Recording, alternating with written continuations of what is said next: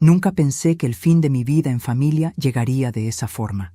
No fue con lágrimas, ni con un abrazo de despedida, ni con palabras amargas dichas a media voz. Fue con los gritos desgarradores de mi nuera, con sus uñas clavadas en mi cabello mientras me arrastraba fuera de la casa que había construido con mis propias manos. «Vas a morir en la calle, vieja asquerosa», gritó, mientras mi cuerpo rodaba por el suelo frío de la entrada. Lo que más me dolió no fue su odio, sino la mirada de mi hijo, mi único hijo, aquel por el que lo había dado todo en esta vida.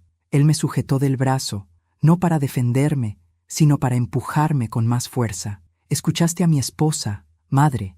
Lárgate», me escupió con un desprecio que jamás había visto en sus ojos. En ese instante sentí que mi corazón se partía en 1000 pedazos. No era la primera vez que mi nuera me insultaba, no era la primera vez que intentaba humillarme, pero nunca imaginé que él, mi sangre, se uniría a su crueldad. Me vi de rodillas en el suelo, la ropa desgarrada, las lágrimas corriendo por mis mejillas sin control. Al levantar la vista, vi cómo ella entraba en la casa, como si fuera la dueña absoluta de lo que no le pertenecía. Tomó mis fotos de familia, esas que había cuidado por décadas, y las rompió una por una delante de mí, tirando los pedazos al suelo como si fueran basura.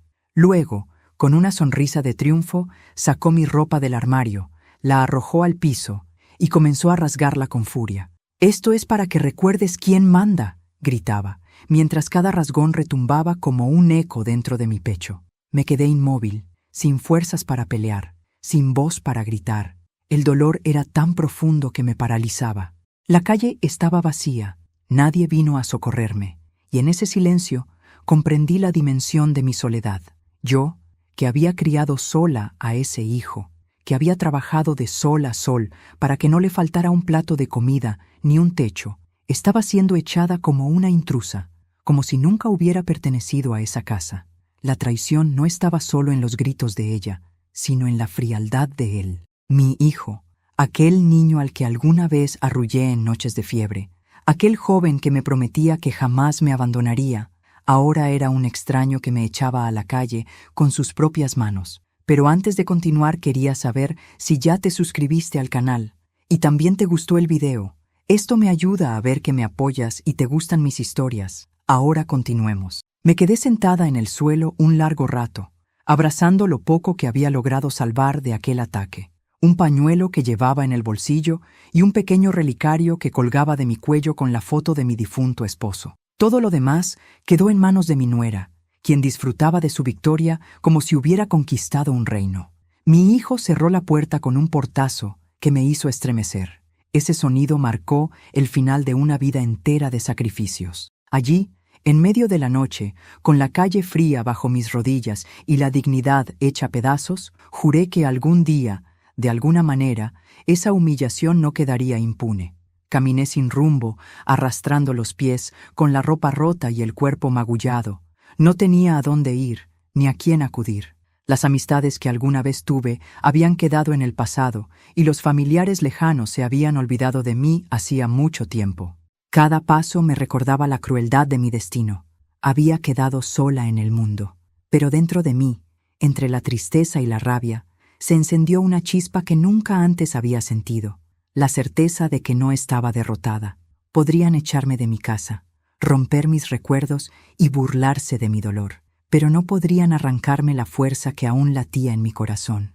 La primera noche la pasé en un banco del parque, con el frío calándome hasta los huesos y los ojos ardiendo de tanto llorar. Cerré los párpados y me vinieron recuerdos de mi juventud. Yo, joven y llena de ilusiones, con mi esposo aún vivo, soñando con un futuro mejor para nosotros y para el hijo que acabábamos de traer al mundo. ¿En qué momento se torció todo? ¿En qué instante mi niño se convirtió en un hombre capaz de renegar de mí?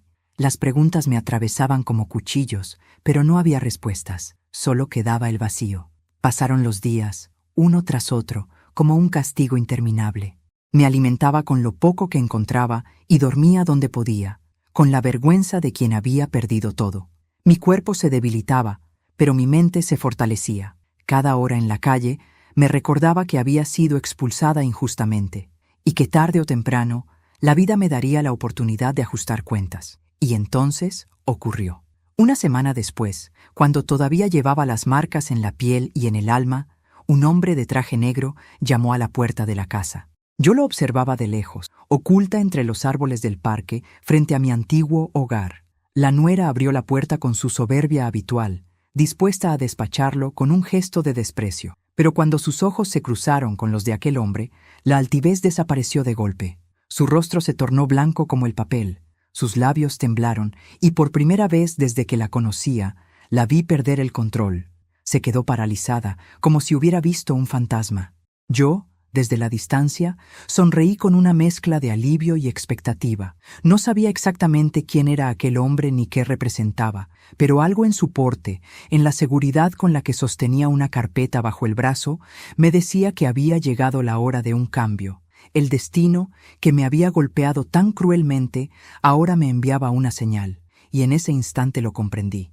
Mi historia no había terminado, apenas estaba comenzando. Después de aquella escena en la que mi nuera me arrastró por el suelo como si fuera un trapo viejo y mi hijo me echó de mi propia casa, pasé varias noches sin poder dormir, no por el frío de la calle, ni siquiera por el hambre o el cansancio, sino por la avalancha de recuerdos que me golpeaban en silencio. Cuando uno ha dado la vida por alguien y ese alguien lo traiciona, la mente se convierte en un espejo roto que refleja escenas del pasado una y otra vez, cada fragmento cortando con precisión en el mismo lugar del corazón. Era inevitable que, al quedarme sola bajo la intemperie, empezara a recordar cómo había llegado hasta allí. Mi vida no siempre fue miseria. Hubo un tiempo en el que el amor y la esperanza me mantenían en pie, incluso cuando las dificultades parecían insuperables. Me casé joven, con un hombre que no era perfecto, pero que me dio lo más valioso que alguna vez tuve, mi hijo. Cuando aquel niño nació, lo tomé en brazos y supe que, pasara lo que pasara, dedicaría cada latido de mi vida a protegerlo. Y así fue. No había tormenta capaz de asustarme mientras lo tuviera a mi lado. La vida me golpeó pronto. Mi esposo murió cuando mi hijo apenas tenía 8 años. Recuerdo ese día como si fuera ayer. El teléfono sonó en la madrugada. Una voz desconocida me dijo que había habido un accidente en la carretera. Corrí al hospital con la esperanza de encontrarlo con vida, pero la mirada de los médicos me lo dijo todo antes de pronunciar una sola palabra. Ese día comprendí que el mundo no se detenía para la gente rota. Lloré lo necesario, pero al mismo tiempo me levanté.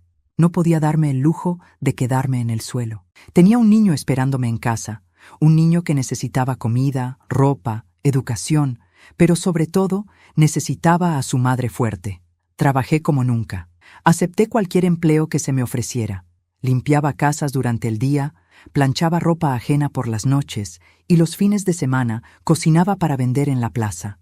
Hubo noches en las que apenas dormía 3 o 4 horas y aún así me levantaba con una sonrisa para que él no sintiera el peso de mi cansancio. Cuando me abrazaba con sus brazos pequeños y me decía, «Gracias, mamá, algún día yo cuidaré de ti», sentía que cada sacrificio valía la pena. Era mi motor, mi razón de existir, mi única riqueza. Lo vi crecer con orgullo. Cada vez que lo llevaba al colegio con sus cuadernos forrados cuidadosamente, sentía que estaba cumpliendo la promesa que le hice a su padre moribundo, que nuestro hijo tendría una vida digna. Y aunque yo me privara de cosas, aunque me pusiera zapatos remendados y comiera menos para que él tuviera más, lo hacía con amor. Nunca le reclamé nada. Nunca le mostré la dureza de la vida. Lo protegí incluso de mis lágrimas. Pero el tiempo es traicionero. Los hijos crecen, y con ellos las influencias que los rodean. Cuando conoció a la que después se convertiría en su esposa, yo intenté alegrarme. Vi en ella la posibilidad de que él formara su propia familia, de que no repitiera la soledad que yo había cargado tras la muerte de su padre. Al principio fui amable, le abrí las puertas de mi casa, compartí lo poco que tenía. Pero pronto me di cuenta de que algo no estaba bien. Mi nuera tenía una mirada fría, calculadora, que nunca me inspiró confianza. Al principio eran detalles pequeños, comentarios en tono de burla sobre mi ropa sencilla, risitas cuando yo me esforzaba por cocinar algo especial y no salía como ella quería, susurros al oído de mi hijo cuando pensaba que yo no miraba. Poco a poco, esas semillas de veneno comenzaron a germinar. Él empezó a cambiar. Ya no me miraba con el mismo amor de antes. Ya no me contaba sus problemas ni me pedía consejos. Cada vez que intentaba hablar con él, ella se interponía con suavidad disfrazada de cariño, como quien aparta un obstáculo sin que se note demasiado. Una frase quedó grabada en mi memoria.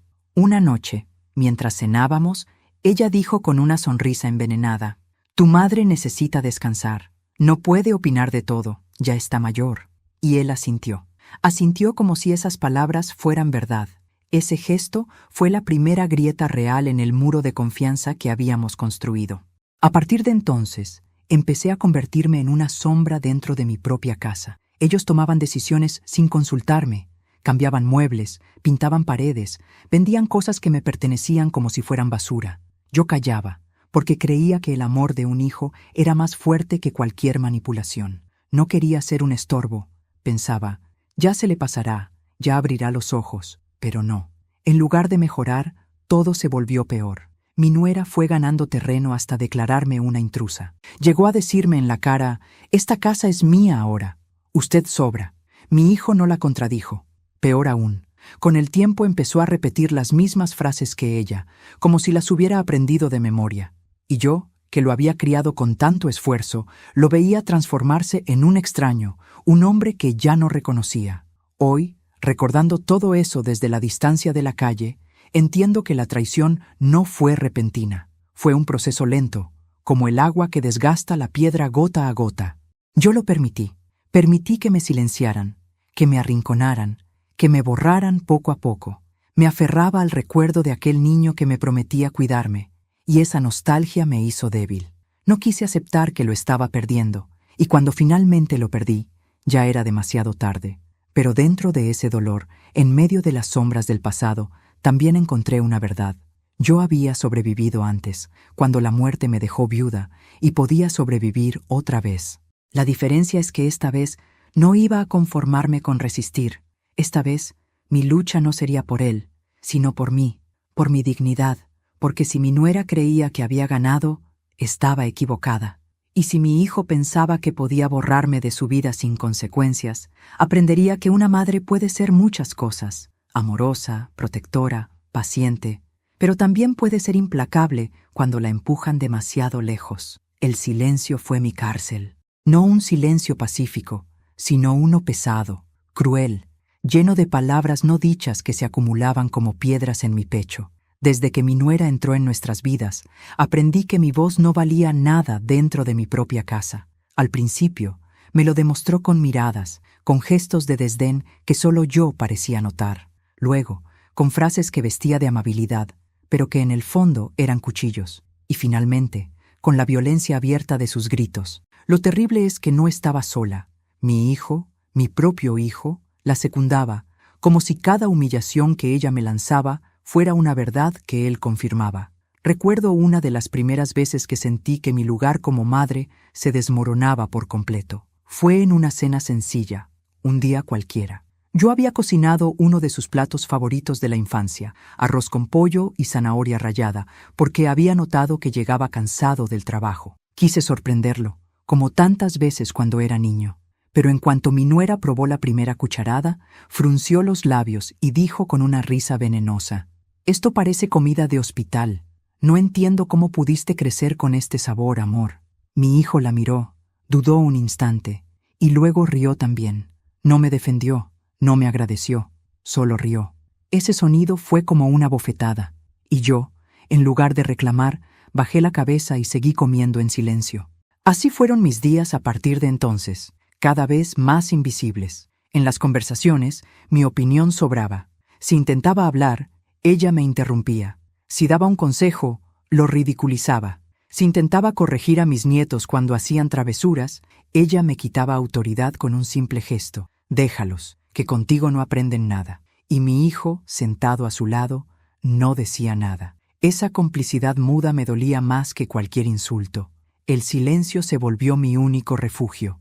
No porque lo quisiera, sino porque era lo único que me quedaba. Callaba para evitar peleas, callaba para no hacerle la vida más incómoda a mi hijo, callaba porque tenía la esperanza, ingenua, de que si me mantenía tranquila, algún día él abriría los ojos. Pero lo que logré con mis silencios fue darles más poder. Cada vez que callaba, Ellos crecían, y yo me encogía. Cada vez que no respondía, se convencían más de que podían hacer conmigo lo que quisieran. Hubo momentos en los que me descubrí dudando de mí misma. Me preguntaba si realmente había sido una buena madre, si de alguna forma merecía ese desprecio. Tal vez había cometido errores, tal vez había sido demasiado dura en su niñez, o demasiado protectora. Me culpaba en secreto, como si toda la crueldad de mi nuera y la indiferencia de mi hijo fueran resultado de mis fallas. Era un pensamiento venenoso que me devoraba poco a poco. Un día, mientras limpiaba el salón, mi nuera se acercó y me arrebató el trapo de las manos. Me miró con esa sonrisa cínica que tanto odiaba y me dijo: ¿No te cansas de fingir que eres útil? Esto no es tu casa, esta es mi casa, y algún día tendrás que entenderlo. Mi hijo estaba allí, sentado frente al televisor, escuchándolo todo. No movió un dedo, ni siquiera me miró. Ese fue el día en que comprendí que ya no solo estaba perdiendo mi hogar, estaba perdiendo a mi hijo por completo. Poco a poco, los espacios que antes eran míos se fueron cerrando. Mi cuarto fue invadido por cajas y cosas que no me pertenecían, hasta que apenas me quedó un rincón para dormir. Mis fotos familiares, aquellas en las que aparecíamos juntos, fueron reemplazadas por retratos de ella con los niños, como si yo nunca hubiera existido. Y lo más doloroso fue sentir cómo los nietos, inocentes, empezaban a imitar el desprecio de sus padres. Una tarde, el mayor me dijo, repitiendo las palabras que seguramente escuchaba en casa: «Abuela, tú estorbas, eres aburrida».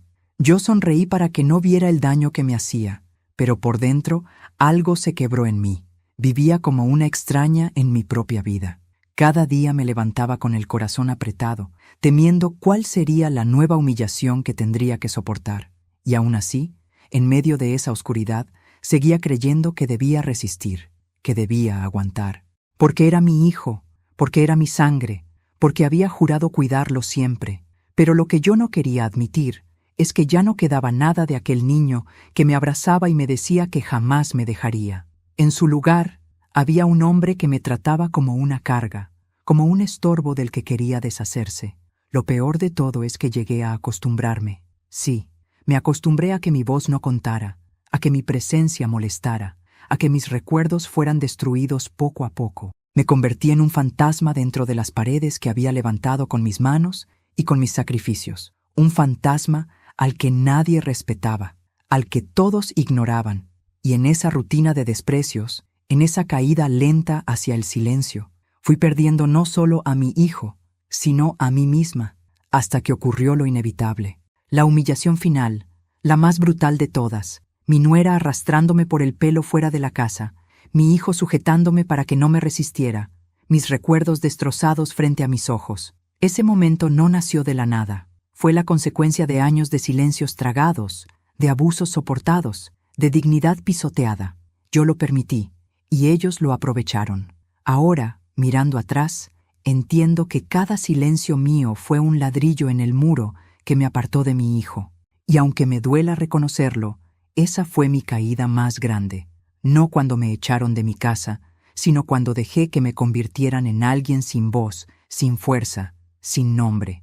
Pero ese tiempo ya terminó, porque aunque me arrojaron al suelo y creyeron que estaba derrotada, no sabían que el silencio también enseña. Y lo que aprendí en mi silencio fue que la paciencia puede ser más poderosa que el grito. Ahora, desde la calle, con el corazón endurecido por el dolor, sé que volveré.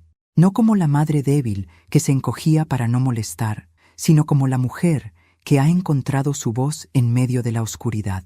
El día que vi al hombre del traje negro acercarse a la puerta de mi antigua casa, el corazón me dio un vuelco. Yo estaba sentada en el banco del parque, como tantas noches desde que me habían echado, observando de lejos las ventanas que un día me pertenecieron. Era mi manera de torturarme y de mantenerme viva al mismo tiempo. Me decía a mí misma que si aún podía ver esas paredes, si aún podía recordar cada rincón, entonces no estaba del todo borrada. Pero aquella tarde, el destino me regaló algo diferente, una escena que cambiaría el rumbo de mi historia. El hombre era alto, delgado, con un porte elegante que contrastaba con la suciedad de la calle y con la vulgaridad que yo sabía que reinaba dentro de esa casa. Vestía un traje negro impecable y bajo el brazo llevaba una carpeta de cuero. Caminaba con pasos seguros, sin titubeos, como alguien que no tenía tiempo que perder. Cuando tocó el timbre, escuché el sonido metálico resonar en mi pecho como un presagio. Mi nuera abrió la puerta con su sonrisa de siempre, esa máscara de falsa cortesía que usaba con los extraños, pero en cuanto sus ojos se encontraron con los de él, la vi cambiar. La arrogancia se le borró de golpe y su rostro se puso tan pálido como una sábana. Se quedó sin palabras, como si hubiera visto un fantasma. Ese detalle me llamó la atención. Nunca la había visto perder el control. Nunca. Y allí estaba, paralizada frente a un desconocido. No pude escuchar lo que le dijo al principio, pero alcancé a ver cómo le mostraba una credencial y después la carpeta. Ella miraba los papeles con las manos temblorosas, intentando disimular, aunque su rostro la traicionaba. La altivez con la que me arrastraba por el suelo, la furia con la que rompía mis fotos, ahora se había convertido en miedo puro. Su boca se abrió apenas para articular unas palabras que parecían excusas. El hombre no se inmutó. Su expresión era de una serenidad cortante, como quien ya sabe la verdad y solo espera que el otro caiga por su propio peso. No aguanté más la curiosidad. Con disimulo me levanté del banco y crucé la calle despacio, acercándome lo suficiente para oír fragmentos de la conversación. El aire estaba tenso, casi se podía cortar con un cuchillo. «No puede estar aquí», decía mi nuera con voz entrecortada. «Tengo todo el derecho», respondió él, firme, implacable. «Usted sabe perfectamente por qué estoy aquí». Ella intentó cerrar la puerta, pero él colocó su pie en el umbral, impidiéndolo. No levantó la voz, no fue brusco, y aún así la dominó con solo un gesto. «No va a huir esta vez», dijo, mientras sacaba un documento de la carpeta. «Aquí tengo pruebas suficientes para demostrar lo que ha hecho». Mi nuera tragó saliva. Vi cómo se llevaba la mano al pecho, como si de pronto le costara respirar. Fue en ese momento cuando comprendí algo. Aquella mujer, que se mostraba invencible, que disfrutaba humillándome, que me había echado a la calle con la complicidad de mi hijo, guardaba secretos, secretos oscuros que alguien más conocía. Yo, escondida tras el árbol del jardín, contuve la respiración. Sentía que la vida me estaba mostrando un resquicio de justicia, un hilo del que podía tirar para revertir mi desgracia. El hombre terminó de hablar y, con calma, le entregó un sobre cerrado. Ella lo tomó con manos temblorosas, incapaz de articular palabra.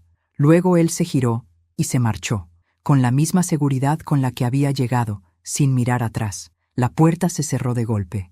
Yo me quedé inmóvil, procesando lo que acababa de presenciar. ¿Quién era ese hombre? ¿Qué sabía de ella? ¿Qué contenía ese sobre que la había hecho palidecer? No lo sabía, pero algo me decía que en ese instante, por primera vez en mucho tiempo, la balanza empezaba a inclinarse a mi favor. Pasaron las horas y no pude alejarme de la casa. Esperé hasta que anocheció, con la esperanza de ver algún movimiento que me diera más pistas. Finalmente, la vi salir. Llevaba un abrigo oscuro y el bolso apretado contra el pecho. Caminaba rápido, mirando hacia todos lados, como si temiera ser seguida. Esa no era la mujer que me gritaba con soberbia. Esa no era la reina de mi casa. Era una mujer asustada, vulnerable, perseguida por algo que yo aún no comprendía. Decidí seguirla. Caminé varios metros detrás de ella, con cuidado de no ser descubierta. La vi entrar en un edificio de oficinas modesto, casi escondido entre las calles. No pude entrar, pero me quedé afuera esperando. Una hora después salió, más alterada aún, hablando por teléfono en voz baja, con gestos desesperados. Regresé a mi banco en el parque con el corazón latiendo con fuerza. El frío de la noche ya no me importaba. Lo único que ocupaba mi mente era la certeza de que aquel hombre no había aparecido por casualidad. Era una pieza clave en un tablero que hasta ahora creí perdido y que de pronto me ofrecía una oportunidad. Esa noche, mirando las luces de la casa que alguna vez fue mía, hice una promesa. No iba a rendirme, no iba a seguir siendo la víctima. Ese hombre había traído consigo la llave para abrir la puerta de mi venganza, y yo me aferraría a ella con todas mis fuerzas. Lo que aún no sabía era que ese desconocido no solo traía justicia para mí, sino también un mensaje del pasado. Un mensaje que revelaría que yo nunca estuve tan sola como creí, y que alguien, en algún lugar, había velado por mí cuando todos los demás me habían dado la espalda. Pasaron 2 días después de aquella escena en la que el hombre del traje negro enfrentó a mi nuera en la puerta de la casa. 2 días en los que no pude pensar en otra cosa. Lo veía en mi mente una y otra vez, su porte firme, su voz implacable, la forma en que ella, la mujer que parecía invencible, temblaba frente a él. Aquella imagen me había devuelto algo que creía perdido, esperanza, y al mismo tiempo me había encendido un fuego de curiosidad que no me dejaba dormir. Tenía que saber quién era y qué secretos se escondían en esa carpeta de cuero que llevaba bajo el brazo. El tercer día lo encontré. O quizá fue él quien me encontró a mí. Yo estaba en el mismo banco del parque, con la mirada fija en la casa que alguna vez había sido mía, cuando una sombra se interpuso frente a mí. Levanté los ojos y allí estaba, el hombre del traje negro. Su presencia imponía respeto sin necesidad de palabras. Sabía que lo estaba observando, me dijo, con una voz grave pero serena. No pensé que tendría valor de seguirla hasta el edificio. Me quedé helada. ¿Cómo lo sabía? Apenas había creído que había sido cuidadosa, pero me di cuenta de que él lo había notado todo. ¿Quién es usted?, pregunté con la voz temblorosa. Se sentó a mi lado en el banco, con calma, como si no hubiera prisa. Mi nombre no importa tanto como lo que traigo conmigo. Usted merece saber la verdad. Lo miré con los ojos muy abiertos. Había tantas cosas que quería preguntar, pero el miedo y la esperanza se enredaban en mi garganta. ¿La verdad sobre qué?, me atreví a decir. Él abrió su carpeta y colocó sobre mis manos un fajo de documentos. Eran papeles amarillentos, con firmas, sellos y nombres que me resultaban familiares y extraños al mismo tiempo. Empecé a leer, con las manos temblando. Reconocí la firma de mi difunto esposo. Contratos de bienes raíces, cuentas bancarias, préstamos a nombre de sociedades que nunca había escuchado. Su nuera, me explicó él, ha intentado apropiarse de todo esto. Ella sabe de estas cuentas y ha falsificado documentos para quedarse con propiedades que en realidad le pertenecen a usted. No a su hijo, no a ella, a usted. Sentí que la sangre me hervía. Esa mujer no solo me había arrancado de mi casa, no solo me había humillado, sino que también había intentado robarme lo poco que me quedaba. ¿Y mi hijo?, pregunté, casi sin aliento. ¿Él lo sabe? El hombre me miró con seriedad. Sí, y no solo lo sabe, lo encubre. Él firmó papeles que ella le puso delante. Tal vez no entendía todo al principio, pero ahora es cómplice. Me llevé la mano al pecho. El dolor no fue físico, sino algo más profundo. Había sospechado de la ceguera de mi hijo, de su debilidad frente a su esposa, pero nunca imaginé que se prestara a robarme también. Esa traición era más grande que todas las anteriores. ¿Por qué me dice todo esto?, pregunté con un hilo de voz. El hombre respiró hondo, como si buscara las palabras correctas. Porque alguien me pidió que lo hiciera. Alguien que usted conoció hace muchos años, un viejo amigo de su esposo, un hombre que juró protegerla en caso de que algo así ocurriera. Él me entregó estos documentos y me encargó que los guardara hasta que llegara el momento adecuado. Y créame, señora, ese momento es ahora. Las lágrimas se me agolparon en los ojos. Sentí la presencia de mi difunto marido más cerca que nunca, como si desde la tumba hubiera preparado esta defensa para mí, como si aún velara por mí desde el más allá. Era un consuelo doloroso, pero también me daba una fuerza inesperada. ¿Qué puedo hacer con esto?, pregunté, aferrando los papeles como si fueran un tesoro. Puede recuperar lo que le pertenece, puede enfrentarlos en los tribunales, pero más allá de lo legal, puede usarlo como un arma moral. Su nuera teme que todo esto salga a la luz porque destruiría la imagen que tanto ha cultivado. Ella vive de las apariencias, y si usted las rompe, la arruinará por completo. Sentí un escalofrío recorrerme el cuerpo. Era como si el destino me hubiera entregado la espada que necesitaba para romper las cadenas del silencio. El hombre me miró con dureza. Pero debe decidir qué quiere, justicia o venganza, porque una cosa es reclamar lo suyo, y otra muy distinta es hacer que paguen por todo lo que le hicieron. Me quedé en silencio, con las palabras resonando en mi mente. Justicia o venganza. Durante años había soñado con que las cosas fueran justas, con que mi hijo volviera a ser el niño que me prometía cuidarme. Pero ahora lo veía claro. Ese niño ya no existía. Lo habían devorado el orgullo, la soberbia y la influencia venenosa de su esposa. Justicia ya no bastaba. Yo quería venganza. Guardé los papeles bajo mi abrigo y me levanté del banco. Por primera vez en mucho tiempo, mis pasos tenían un propósito. No era la mujer derrotada que vagaba sin rumbo por la calle. Ahora era una madre traicionada que llevaba en sus manos la prueba de la podredumbre de aquellos que se habían burlado de ella. Mientras caminaba, pensé en mi hijo, en sus ojos fríos, en la forma en que me empujó para echarme de casa. Tal vez algún día se arrepintiera, tal vez no, pero ya no me importaba. Lo que me importaba era que ellos iban a pagar cada lágrima, cada noche en la calle, cada pedazo de foto rota, y esta vez no iba a callar. Cuando la noche me encontraba sola, envuelta en un abrigo ajado y con los papeles ocultos junto al corazón, los recuerdos venían en oleadas. No eran recuerdos amables, eran fotografías en movimiento de una vida de entrega que yo había asumido sin reclamaciones. Recordé con precisión los días en que mi cuerpo joven soportaba turnos interminables y heridas en las manos por cargar sacos de harina. El olor a café frío a las 3 de la madrugada, el sonido de la puerta cuando llegaba mi pequeño con los zapatos embarrados y una sonrisa que borraba cualquier cansancio. Aquellos instantes me daban fuerza entonces y me la seguían dando ahora, porque me demostraban quién había sido yo antes de que el desprecio se instalara en mi casa.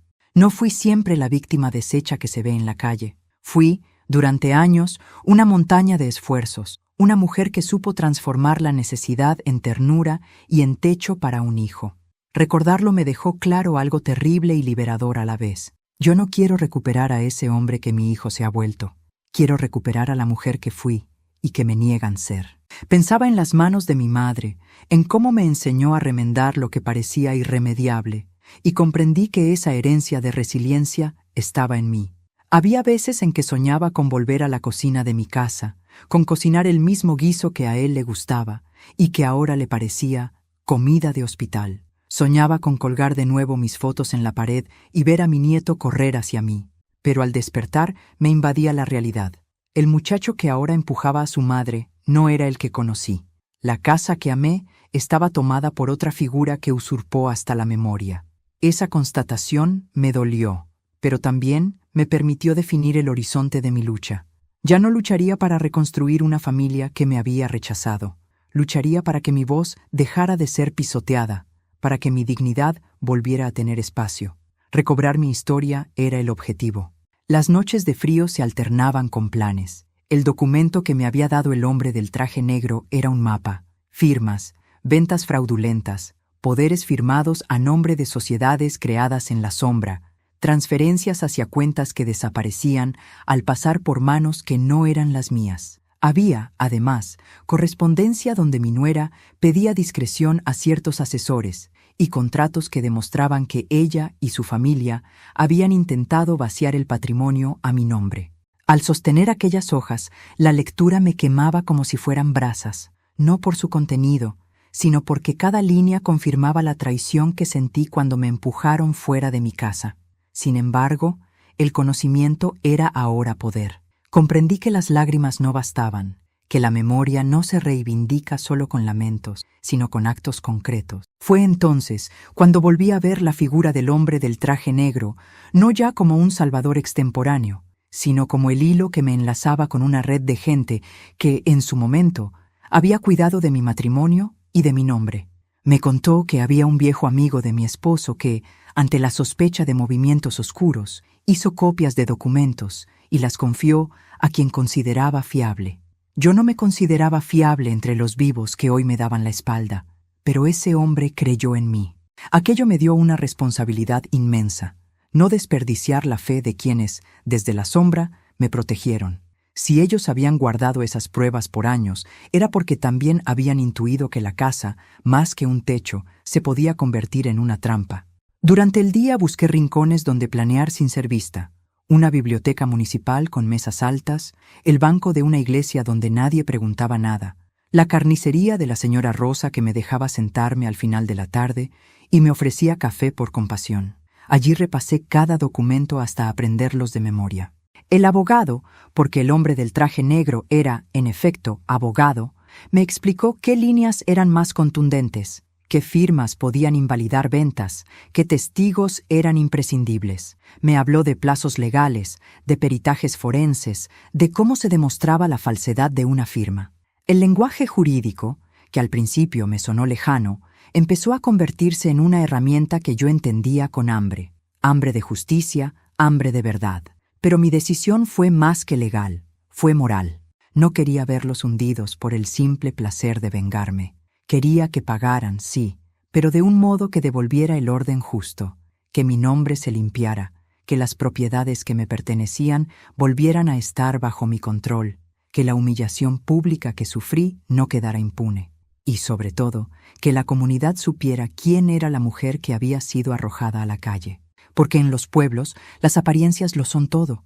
Si la gente cree que la culpable es la anciana, la verdad se pierde. Mi estrategia debía incluir la palabra, el relato, contar mi verdad ante quienes importaban. Para ello, necesitaría testigos, respaldo notarial y el coraje de pararme frente al mundo y declarar. Hubo noches en que pensé en la venganza cruda. Imaginé una escena donde entraba a la casa y con la misma fuerza con que me sacaron, los sacaba a ellos, pero era un deseo que nacía del miedo, no de la justicia. Aprendí que la rabia es un fuego que consume si no se canaliza. Preferí, por tanto, la paciencia calculada. Planifiqué con el abogado una manera de actuar que no me dejara en ridículo.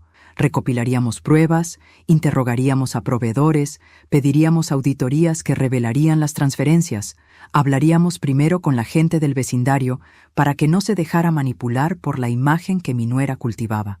Y sobre todo, prepararíamos un momento público donde la exposición de los hechos no pudiera ser ignorada. No sería una venganza teatral, sería el ajuste de cuentas de una vida entera. En mis ratos libres, me sorprendí sonriendo. No eran sonrisas de alegría, sino de quien redescubre su propia sombra y la reconoce como fuerza. Volví a hablar en voz alta. Practiqué cómo explicaría mi historia, cómo nombraría las injusticias sin empalidecer. Me entrené para no quebrarme ante la mirada de mi hijo, que probablemente vendría a suplicar o a lanzar amenazas. Si venía, lo escucharía una vez, con la serenidad de quien ya ha decidido su camino. Porque la verdad no necesita de súplicas, requiere de lealtad a uno mismo. Cuando la gente me veía caminar por la plaza con los papeles bajo la mano, algunos me ofrecían una palabra de consuelo, otros una mirada compasiva, y los que antes se habían distanciado bajaban la cabeza.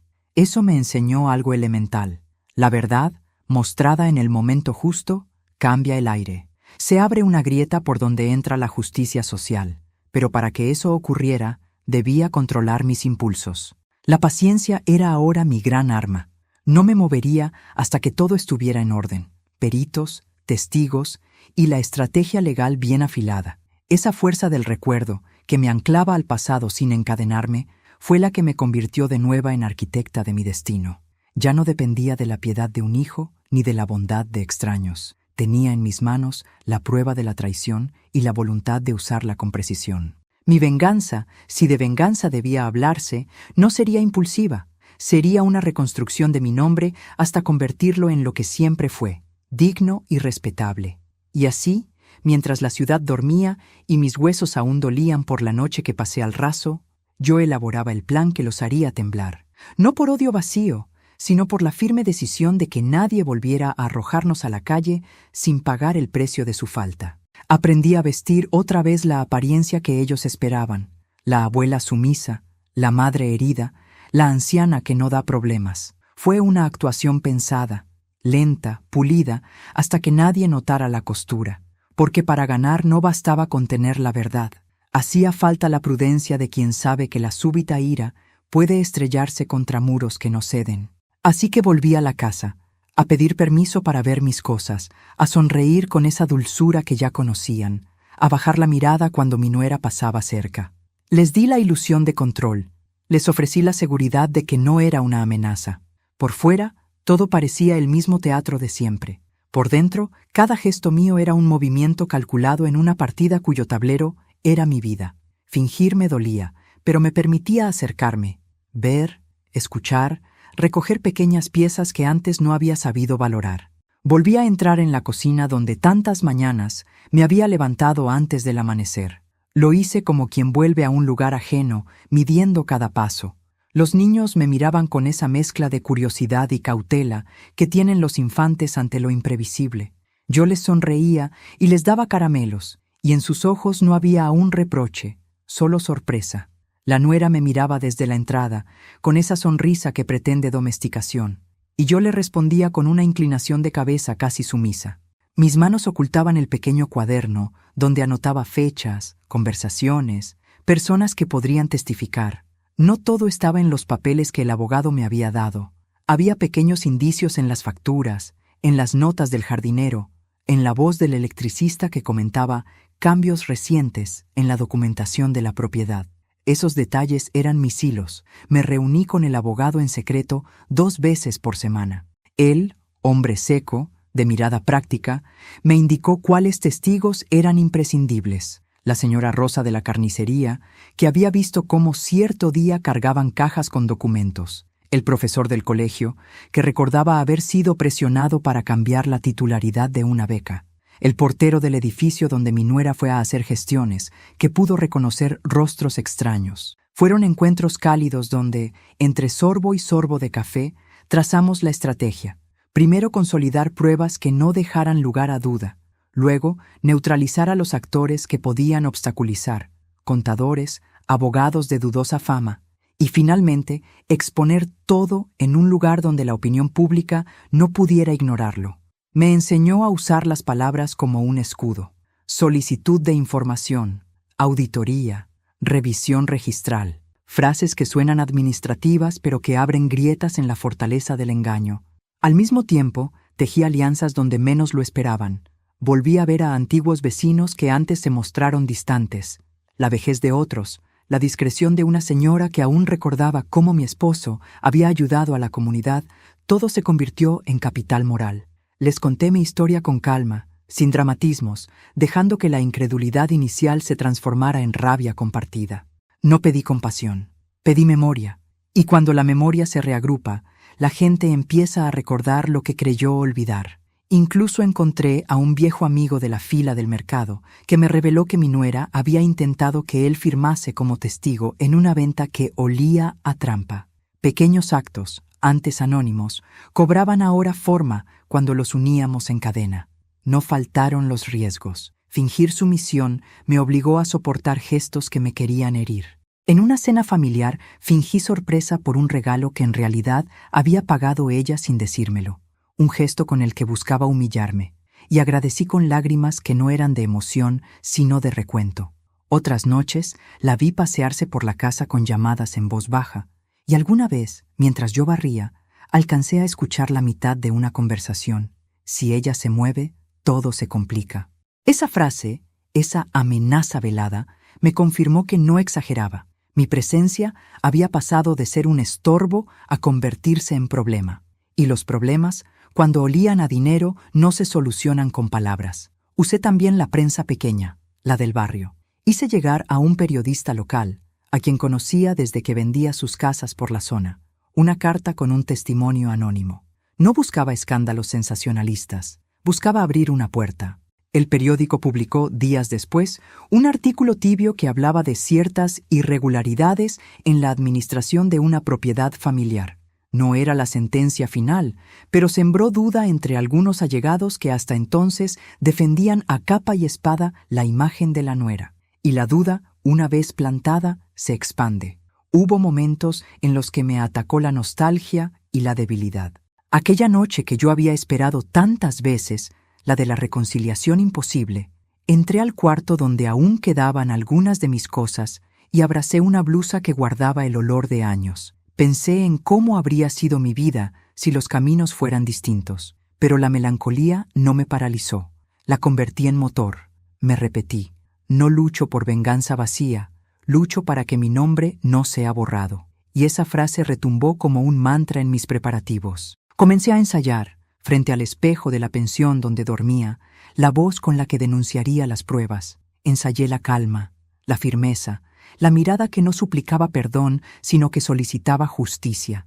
En público seguía siendo la abuela sonriente, pero en mi interior tenía la voz de una mujer que no se dejaría suplantar. Mis amigos del barrio me ofrecieron pequeños apoyos que parecían nimios, un sitio para guardar documentos, una llamada para intimidar a un testigo. Y, poco a poco, el mapa que al principio era solo líneas en hojas, se transformó en una red lista para cerrarse. El juego de máscaras no era solo para engañar a ellos, también era para protegerme a mí misma.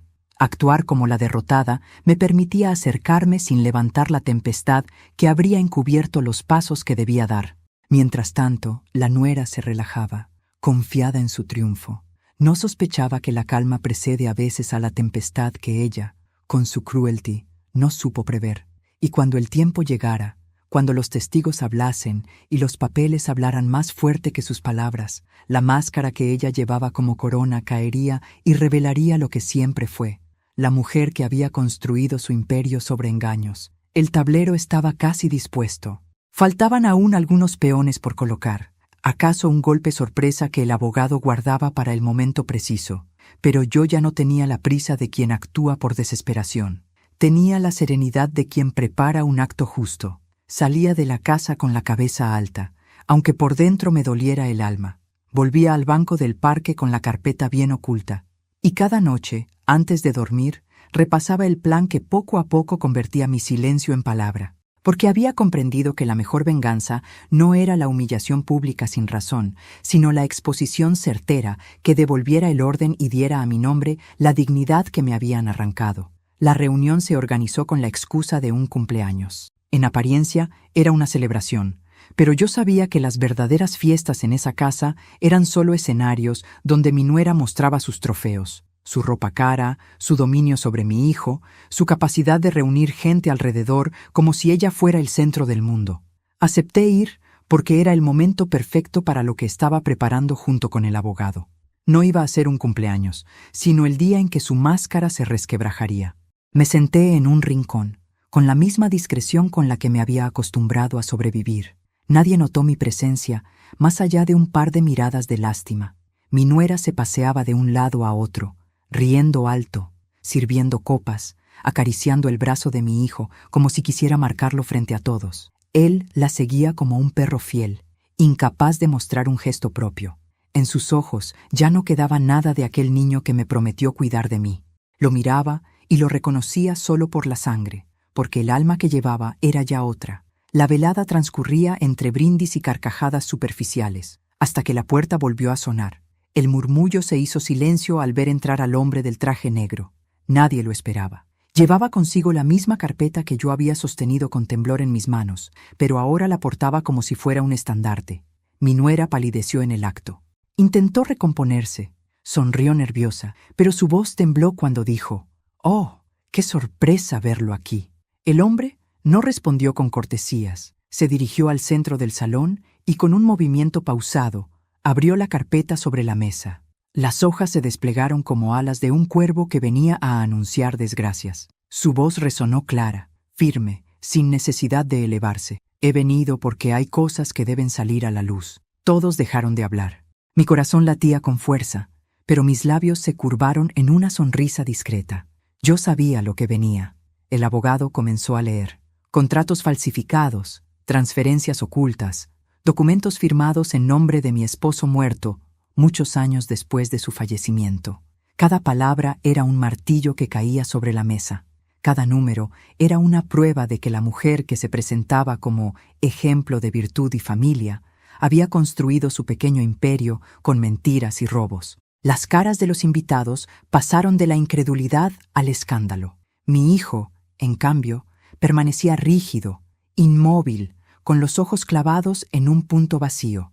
Yo lo miraba y esperaba que dijera algo, que defendiera, que negara, que siquiera intentara comprender. Pero su silencio fue más acusador que cualquier palabra.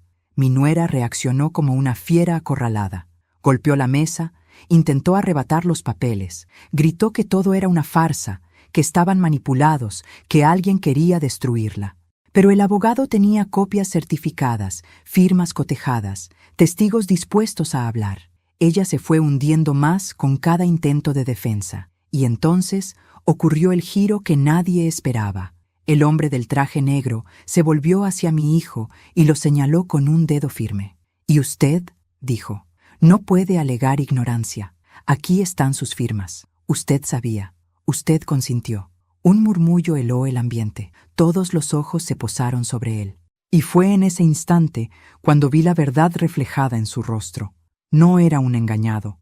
No era un prisionero de su esposa, era un cómplice. Había firmado, había callado, había preferido beneficiarse del engaño antes que defender a su madre.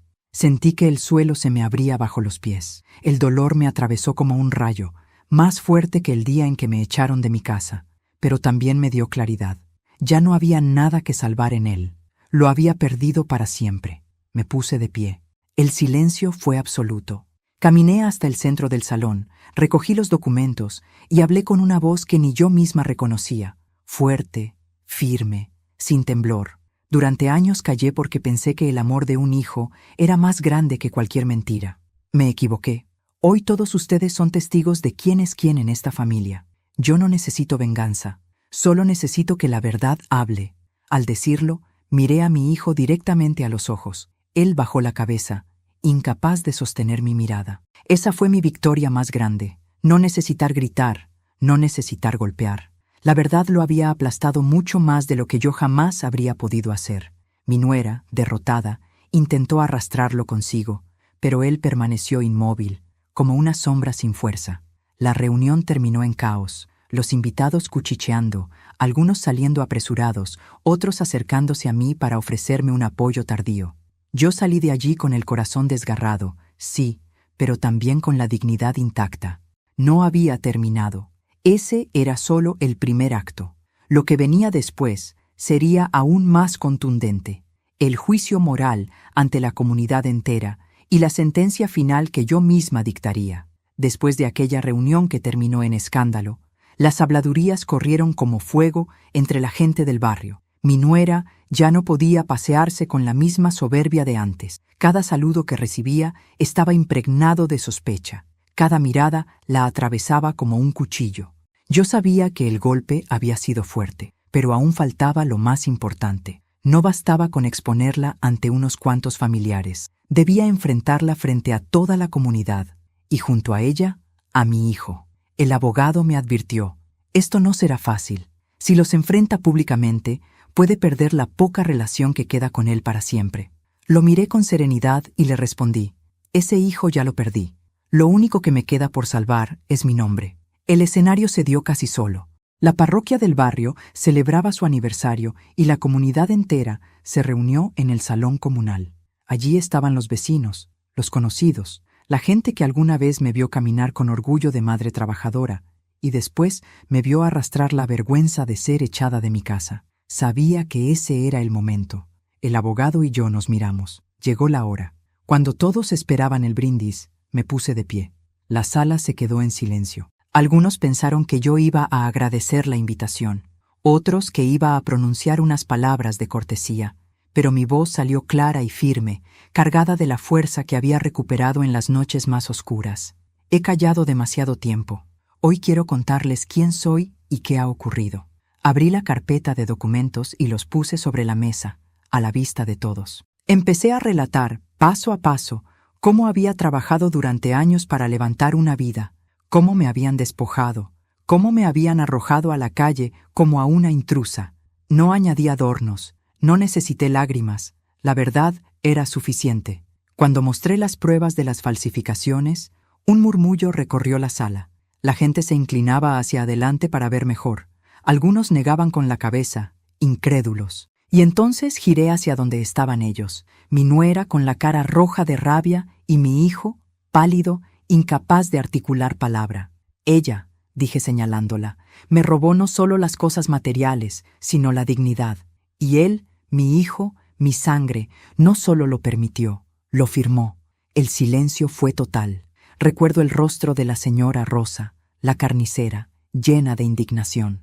El murmullo creció hasta convertirse en un clamor. La nuera gritaba que todo era mentira, que eran montajes, pero el abogado mostró las certificaciones, los sellos oficiales, los peritajes que demostraban la verdad. La sala estalló en voces de condena. Mi hijo se levantó por fin, con lágrimas en los ojos, y quiso acercarse a mí. «Mamá, yo», empezó a decir. Lo detuve con un gesto. No necesitaba escuchar excusas. Sus lágrimas no podían borrar mis noches en la calle, ni mis recuerdos rotos, ni la traición repetida. «No busques perdón», le dije sin levantar la voz. «Busca entender lo que perdiste. Fue entonces cuando tomé la decisión más dolorosa de mi vida. Saqué de mi bolso un documento preparado por el abogado, mi testamento. Lo abrí y lo mostré a todos. A partir de hoy, renuncio a dejarles nada a ellos. Mi herencia no irá a manos de quienes me despreciaron. Todo será destinado a un hogar comunitario para niños huérfanos, para que tengan lo que yo me esforcé en dar a mi hijo y que él no supo valorar. Las voces se alzaron, algunos con aplausos, otros con gritos de sorpresa. La nuera se quedó petrificada. Mi hijo se desplomó en una silla, derrotado, con el rostro entre las manos. Yo, en cambio, sentí que me quitaba un peso de encima. No era odio lo que me movía, sino la certeza de que había cerrado un ciclo. Salí de aquel salón con la frente en alto.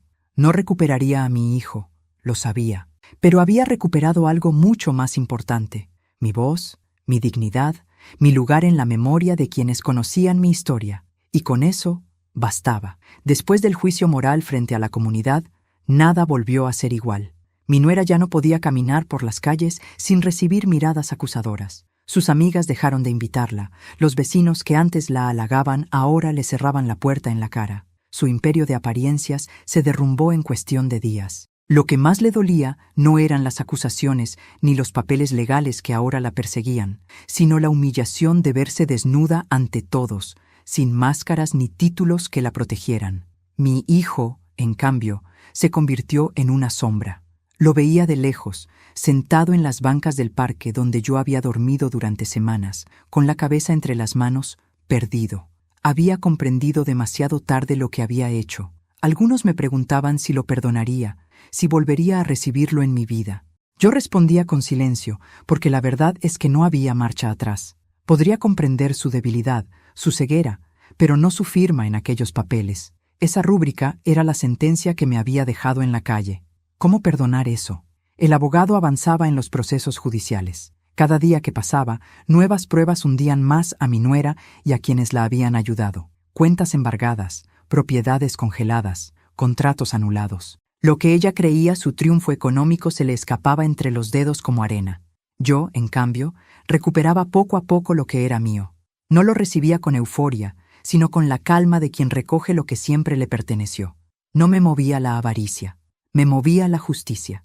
Pero mi clímax no fue en los tribunales, ni en las calles llenas de rumores. Fue en una última escena, íntima y desgarradora, dentro de la casa que una vez fue mía. Entré acompañada del abogado y de 2 funcionarios que llevaban los documentos que me devolvían la propiedad. Mi nuera me recibió con los ojos inyectados de odio.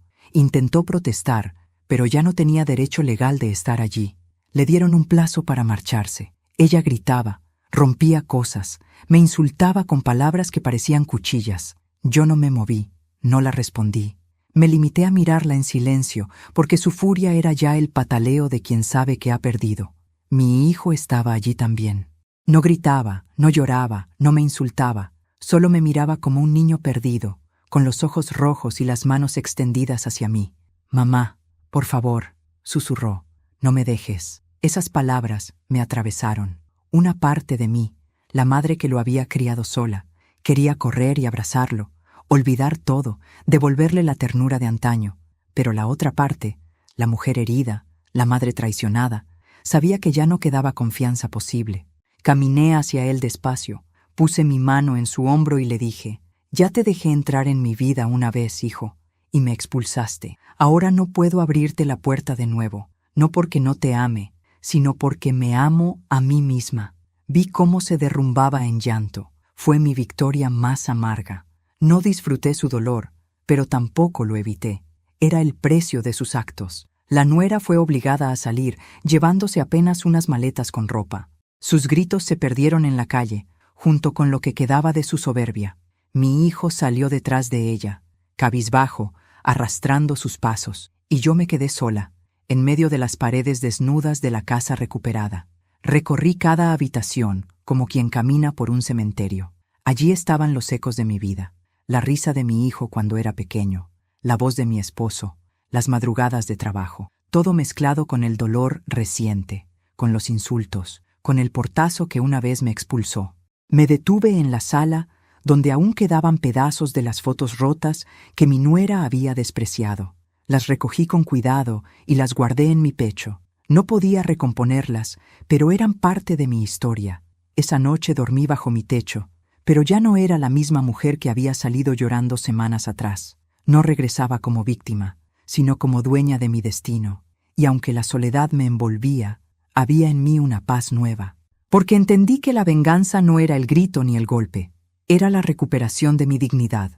Era la certeza de que nadie más me arrastraría del pelo fuera de mi propia casa. Encendí una vela en memoria de mi esposo y susurré: ya está hecho. Pueden quitarme mucho, pero nunca volverán a quitarme mi nombre. Y con esa certeza cerré los ojos, sabiendo que, aunque el amor de un hijo se había perdido para siempre, la fuerza de una madre había triunfado.